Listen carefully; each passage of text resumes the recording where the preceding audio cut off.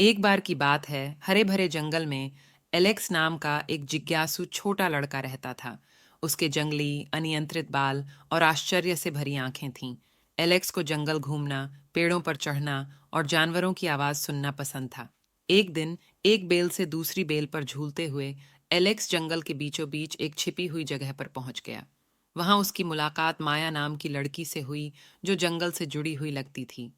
उसके बालों में पत्तियां बुनी हुई थीं और उसकी आंखों में एक शरारती चमक थी। हेलो, एलेक्स ने थोड़ा चौंकते हुए लेकिन उत्सुकता से कहा।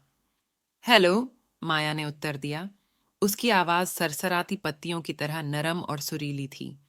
वे जल्द ही तेजी से दोस्त बन गए, एक साथ जंगल के हर कोने की खोज की।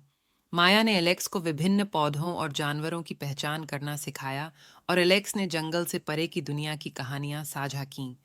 जैसे ही वे एक साथ साहसिक कार्य कर रहे थे, उन्हें सभी प्रकार के प्राणियों का सामना करना पड़ा, मित्रवत बंदरों से लेकर रेंगने वाले सांपों तक। उन्होंने घनी झाड़ियों और उफनती नदियों को पार करने में एक दूसरे की मदद की।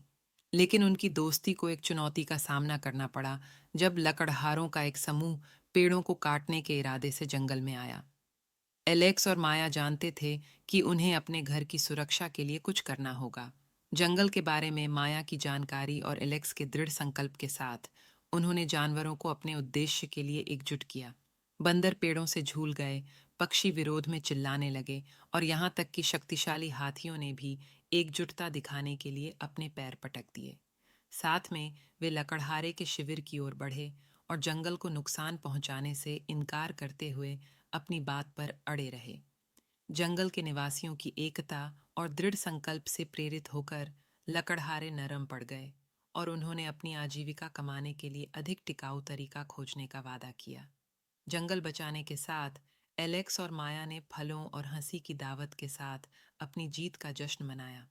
उस दिन से वे जंगल के लड़के और उसके जंगल मित्र के साथ साथ अपने प्यारे घर का पता लगाना और उसकी रक्षा करना जारी रखा। और इसलिए जंगल के बीचों बीच एक जिज्ञासु लड़के और एक जंगली लड़की के बीच एक विशेष दोस्ती पनपी, जिसने सभी को याद दिलाया कि साहस और दोस्ती के साथ कुछ भी संभव है।